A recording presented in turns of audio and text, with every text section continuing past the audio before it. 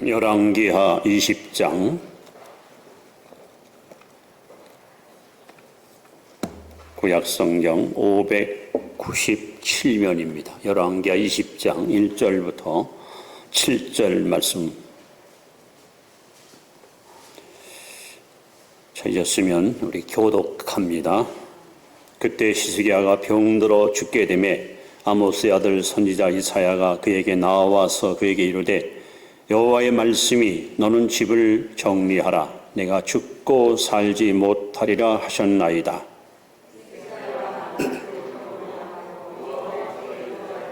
여호와여 구하오니 내가 진실과 전심으로 주 앞에 행하며 주께서 보시기에 선하게 행한 것을 기억하옵소서 하고 히스기야가 심히 통곡하더라.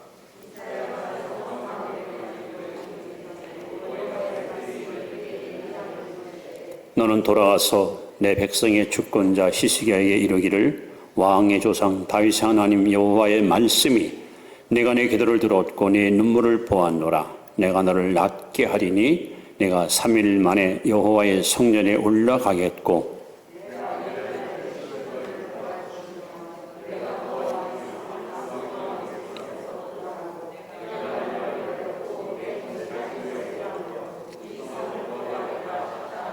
같이 봅니다. 이사야가 이르되 무화과 반죽을 가져오라 하며 무리가 가져다가 그 상처에 놓으니 나오니라. 아멘. 좋습니다. 늘 믿음으로 승리하시 바랍니다. 인사합시다. 자, 우리는 예수 믿는 성도들입니다. 이 믿음은 히브리 11장 6절에 보시면 하나님을 기쁘시게 하는 유일한 방법입니다. 믿음이 없이는 하나님을 기쁘시게 할 수 없나니 하나님께 나아가는 자는 반드시 그가 계신 것과 또한 그가 자리를 찾는 자들에게 상 주신 이심을 믿어야 할지니라. 또 믿음은 이 세상을 이기는 유일한 영적 무기입니다. 요한일서 5장 4절에 보시면 하나님께로는 난 자마다 세상을 이기느니라. 한번 따라보사. 세상을 이김은 이것이니 우리의 믿음이라. 이렇게 하나님은 우리에게 믿음이라는 선물을 주어서 하나님을 기쁨으로 숨기게 하시고 악한 세상을 이기고 승리의 삶을 살아가도록 우리를 인도해 주십니다. 오늘 이 시간에는 믿음으로 절망을 극복한 위대한 한 왕 이야기를 소개하려고 합니다. 이 사람 이름은 히스기야 왕입니다. 유다 왕국의 13번째 임금으로 25세에 보위에 올라 예루살렘에서 29년 동안 통치했던 아주 훌륭한 임금입니다. 열왕기하 18장에 보시면 이 히스기야의 이력서가 아주 자세하게 소개되는데 먼저 히스기야는 하나님 보시기에 정직한 왕이었습니다. 그러면서 뭐라고 표현하면 다윗과 같이 마치 다윗처럼 하나님 보시기에 아주 정직한 흠이 없는 이러한 인격을 지닌 왕이었습니다. 또 그는 하나님을 의지했고 또 하나님과 연합했고 모세가 명한 모든 계명을 지켜 행함으로 어디를 가든지 형통한 복을 누린 사람이 바로 히스기야입니다. 그는 왕이 되고 나서 두 가지 큰 일을 행합니다. 첫째는 종교개혁을 단행합니다. 당시 유대 땅에 있는 모든 우상을 하나도 남김없이 전부 부숴버리고 하나님이 미워하는 우상을 제어하는 일에 큰 일을 도모합니다. 그리고 당시 세계를 지배했던 소위 아수르라는 제국, 강대한 나라와 외교 관계를 갖다 단절시키고 백성들 하여금 하나님을 향해서만 철저하게 믿음의 길을 이끌도록 그렇게 주도했던 왕이 히스기야입니다. 그가 집권 14년 되던 해에 크게 두 가지 시련을 겪게 됩니다. 바로 북왕국 이스라엘을 멸망시킨 아수르 제국의 사네립 황제가 정예고대 18만 5천 명을 이끌고 바로 예루살렘으로 쳐들어왔습니다. 막강한 세력을 가지고 그들이 쳐들어와서 예루살렘을 갖다가 소위 침범시키려고 할 때에 그때 시시기야가 하나님 앞에 이렇게 탄식합니다. 오라, 여인이 임산을 하였으나 해산할 힘이 없도다. 나라가 위기를 만났지만 싸울 힘이 없다고 탄식을 합니다. 그러나 감사하게도 옆에 선지자 이사야가 있었고 관료들과 백성들이 왕을 함께 도와서 하나님께 기도함으로 이 전쟁은 피 흘림 없이 오직 하나님의 능력으로 18만 5천 명이 다 송장이 되어버리고 하나님 모독하던 바로 사내리 황제는 고국에 도망갔다가 자식에게 살해를 당하여 비참한 시효를 맞이하게 됩니다. 자, 이렇게 해서 백성들이 왕을 더 신뢰하고 나라가 아주 안정을 찾았는데 이게 웬일입니까? 오늘 본문에 보시니까 시시기야가 병이 들었습니다. 무슨 병인지 병명은 나와 있지 않지만 병이 들었는데 이사야 선지자가 와서 하나님의 뜻을 그에게 전해줍니다. 그에게 이르되 여호와의 말씀이 너는 집을 정리하라. 내가 죽고 살지 못하리라. 여러분, 어이도 아니고 주치의도 아니고 하나님이 시스기야에게 너는 반드시 죽을 것이다. 이제는 인생을 정리하라. 청천벼락 같은 사형 선고를 하나님께로부터 받습니다. 그때 이 사람 나이가 39살입니다. 여러분, 한참 열심히 조국을 위해서 일할 수 있는 그 젊은 나이에 하나님께로부터 사형 선고를 받았을 때 그때 마음이 어떻겠습니까? 한마디로 절망입니다. 희망이 보이질 않습니다. 모든 인생이 이제 이것으로 끝나나 보다 하고 시시기야는 말할 수 없는 괴리감을 갖게 됩니다. 그런데 오늘 본문에 보시면 시시기야는 이 절망을 디디고 일어서서 절망을 극복하고 믿음으로 절망을 이기고 오히려 하나님 살아계심을 만방에 드러내는 위대한 간증의 주인공으로 하나님께 영광을 돌렸습니다. 오늘 우리는 코로나19 시대를 살면서 또 근자의 변종 바이러스 때문에 확진자가 증가되면서 4단계 조치가 취해지고 도시에 있는 많은 자영업자들, 많은 소상인들이 삶이 막막하고 앞길이 캄캄한 절망에 빠진 많은 우리 이웃들의 아픔을 보고 있습니다. 아마 여러분 가운데도 크고 작은 많은 피해나 어려움을 겪고 있는 사람도 있을 줄 압니다. 이런 절망의 시대에 우리는 어떻게 절망을 뛰어넘고 절망을 극복해서 승리의 삶을 살 수 있을까요? 오늘 시시기야를 통해서 우리는 절망을 극복한 믿음이 무엇인가 하는 것을 영적 교훈을 함께 받으려고 합니다. 여러분, 믿는 사람에게는 결코 절망은 없습니다. 왜? 하나님은 살아계십니다. 하나님은 우리와 함께 하십니다. 우리 하나님을 믿고 삽니다. 우리는 절대 절망하지 마시고 희망을 붙들고 반드시 믿음으로 승리하는 성도 여러분 되시기를 주 이름으로 축원합니다. 자, 그렇다면 절망을 극복한 믿음은 어떤 믿음일까요?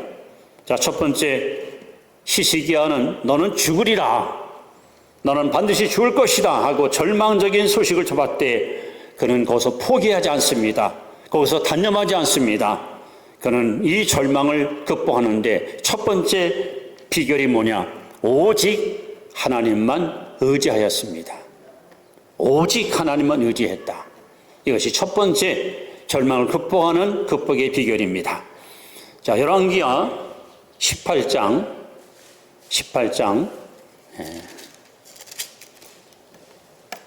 3절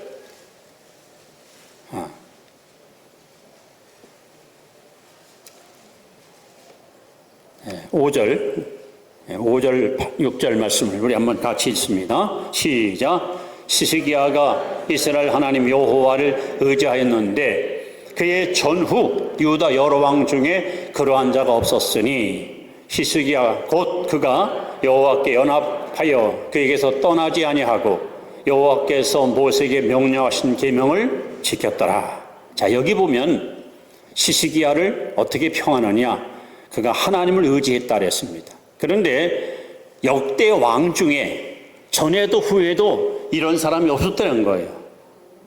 여러분, 일국의 왕이 되면 대부분 모든 사람들이 공통으로 국력을 의지하거나 경제력을 의지하거나 국방력을 의지하거나 내 수하에 군사가 몇이며 내 명령 한마디에 목숨 걸 수 있는 충성 사람이 몇인가, 그거에 의해서 자신의 입지가 달라지거든요.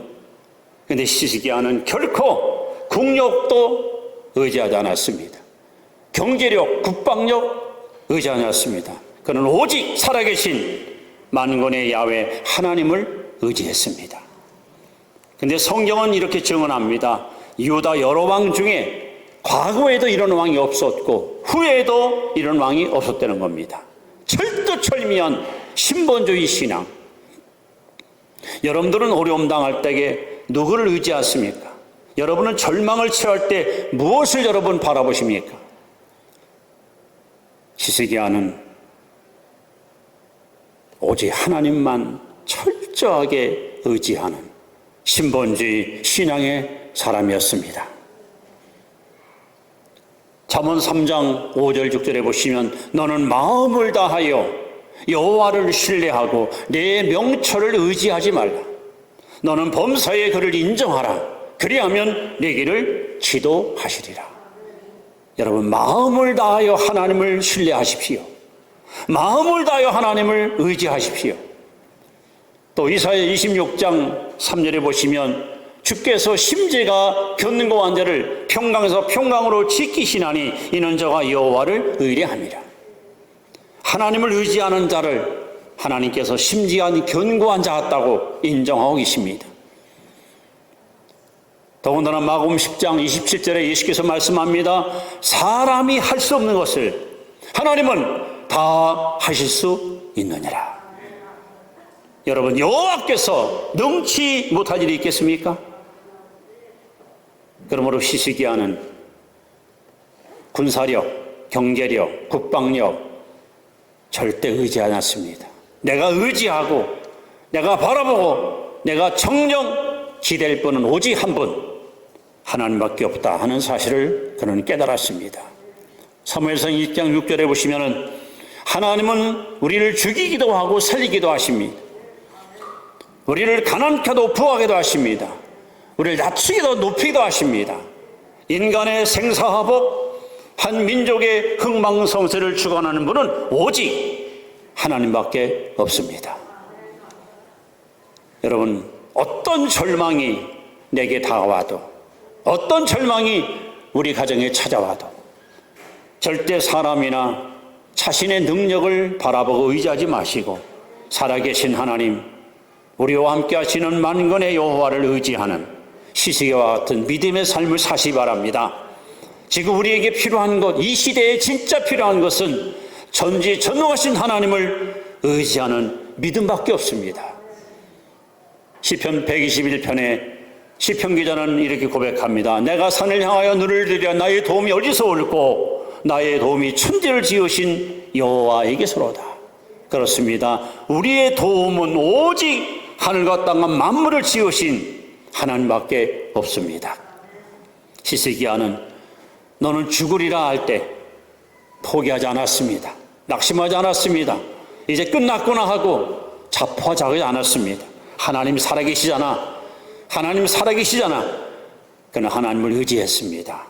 어떤 사람도 흉내낼 수 없는 확고한 믿음을 가지고 하나님을 의지할 때 하나님께서는 시스기야의 운명을 바꿔주신 것입니다. 자, 시스기야는 어떻게 절망을 극복했을까요? 그 두 번째 비결은 그는 기도에 목숨을 걸었습니다. 기도에 목숨을 걸었습니다. 자, 오늘 2절, 3절 다시 한번 우리 읽습니다. 시작. 시스기야가 낯을 벽으로 향하고 여호와께 기도하여 이르되, 그때 뭐랬습니까? 여호와여 구하오니 내가 진실과 전심으로 주 앞에 행하며 주께서 보시기에 선하게 행한 것을 기억하옵소서 하고 시스기야가 심히 통곡하더라. 여러분, 절망을 해결할 분은 오직 하나님밖에 없습니다. 그런데 이 절망을 해결하려면 그 하나님 앞에 무릎 꿇어야 됩니다. 그 하나님 앞에 엎드려야 됩니다. 하나님은 지금도 말씀합니다. 너는 내게 부르짖으라. 내가 내게 응답하겠고 내가 알지 못하는 크고 비밀한 일을 내게 보이리라. 무엇이든지 내 입으로 구하라. 내가 시행하리라. 우리가 절망을 만날 때, 인생의 큰 어려움을 직면할 때, 여러분, 하나님은 우리에게 계속해서 말씀합니다. 시편 50편 15절 말씀에 환난 날에 나를 부르라. 내가 너를 건지리니 네가 나를 영화롭게 하리로다. 여러분, 환난 날에 우리가 누굴 찾아야 됩니까? 환난 날에 우리가 누구를 불러야 됩니까? 하나님을 여러분 찾으십시오. 또 야고보 5장 13절에 너희 중에 고난당하는 자가 있느냐? 저는 기도할 것이요. 고난당할 때 여러분 뭘 해야 됩니까? 하나님은 우리에게 기도하라고 말씀합니다. 히스기야는 이 사실을 깨달았습니다. 나는 어차피 사형선고를 받았다. 내가 사는가 죽는 것은 오직 하나님의 권한에 있지만 다만 기도줄 붙들고 매달리면 하나님은 틀림없이 응답 주신다는 그 믿음이 있었기 때문에 그는 포기하지 않고 하나님께 눈물을 흘리며 통곡하고 기도합니다. 그런데 여러분, 히스기야의 기도 내용을 한번 보십시오.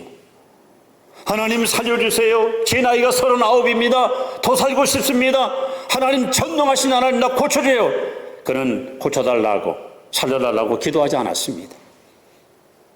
그는 뭐라고 기도했습니까? 한마디로 자신의 삶을 인정해 달라는 거예요. 아까 제가 소개했잖아요. 히스기야는 하나님 보시기에 정직했고 또 하나님만 의지했고 하나님과 연합했고 하나님 말씀을 지켜 행함으로 형통함을 받았던 사람이에요. 그런데 히스기야가 병들어 죽게 됐어요. 아니, 하나님 너 줄 거라고 사형선고 떨어졌어요. 하나님께 기도하는 거예요. 하나님 저 살려주세요. 아닙니다. 하나님 뭐 죽고 사는 거 저는 개념치 않습니다. 다만 이렇게 선하게 살고 정직히 사는 사람이 이대로 죽는다면 솔직히 내 삶이 억울하다는 거죠. 내가 주를 위해서 살아왔던 내 삶을 인정받지 못하고 이렇게 끝장낸다면 과연 하나님을 섬기는 사람의 삶이 무슨 의미가 있겠냐는 거죠. 히스기야는 이렇게 자신의 삶을 인정해 달라고 통곡하며 하나님께 기도했습니다. 여러분, 절망을 당할 때 우리에게 있어서 유일한 극복의 비결의 끈은 기도밖에 없습니다. 다시 강조합니다. 여러분, 환난 날에 나를 부르라고 주님은 명하십니다. 고난당할 때 기도하라고 주님 말씀하십니다. 그래서 히스기야는 통곡을 하며 하나님 앞에 엎드려 기도했습니다. 그 기도는 하나님 마음을 움직였습니다. 그의 눈물은 하나님 마음을 감동시켰습니다. 하나님은 즉시로 이사야에게 하나님의 뜻을 전했습니다. 가서 이 나라 주권자 히스기야에게 내 뜻을 전하라. 내가 내 눈물을 보았고 내가 내 기도를 들었다. 앞으로 사흘 후에 너는 살아날 것이며 내 목숨을 15년을 연장시켜 주겠다. 여러분, 하나님은 거듭거듭 성경에 이렇게 말씀합니다. 나는 아브라함의 하나님이요 이삭의 하나님이요 야곱의 하나님이라. 무슨 의미일까요? 하나님은 바로 기도하는 자의 하나님이십니다. 아브라함도 기도의 사람이었고 이삭도 기도의 사람이었고 야곱도 기도의 사람이었습니다. 하나님은 지금도 이 땅에 기도하는 사람을 기억하시고 기도하는 사람을 통해서 하나님의 뜻을 행하시는 하나님이십니다. 우리가 기도하지 않으면 주님은 아무것도 행할 수가 없습니다. 코로나 위기 시대에 이 난간을 극복하고 이 역경을 뛰어넘을 수 있는 유일한 희망의 끈은 오직 기도입니다. 누가복음 18장에 보시면 예수님이 여리고 입구에 도착했을 때에 이름이 바디메오예요. 아버지도 맹인이고 아들도 맹인이에요. 거린이에요. 얼마나 비참하고 불쌍한 인생입니까? 그날도 길거리에서 동냥을 구하는데 사람들이 왁자지껄 때를 지어 지나갑니다. 귀가 쫑긋했습니다. 여보시오, 도대체 누가 지어라는데 시끄럽소? 야 임마, 나사렛 예수다. 니까님이 알아서 뭐해? 그때 이 바디메오가 다윗의 자손 예수야, 너를 불쌍히 여소서. 예수야, 예수야 부릅니다. 옆에 사람들이 다가와서 야 잠잠하라, 조용하라. 성경 원어를 보면은 병신 주제에 육갑 들고 자빠졌네 이런 식으로 막 비아냥합니다. 근데 바디메오는 더욱 큰 소리로 외쳤다 그랬습니다. 여러분, 응답 없다고 포기하지 마시고 한 번 더 부르짖으세요. 한 번 더 하나님께 간구하세요. 만약에 바디메오가 만류하는 사람들 때문에 저지를 받아서 외치기를 그쳤다면 이 사람은 영영 눈을 못 떴을 거예요. 그러나 그의 함성이 예수님 귀에 들려왔고 주님은 발걸음을 멈추었고 가서 그를 데려오라 하고 명하셨고 예수님께 다가간 그에게 예수님이 묻기를 내 소원이 뭐냐 물었고 제가 보기 원합니다. 내 소원대로 되리라.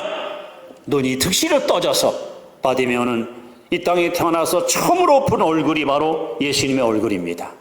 얼마나 복 있는 사람입니까? 여러분, 절망을 극복하는 유일한 희망의 끈은 오직 기도뿐입니다.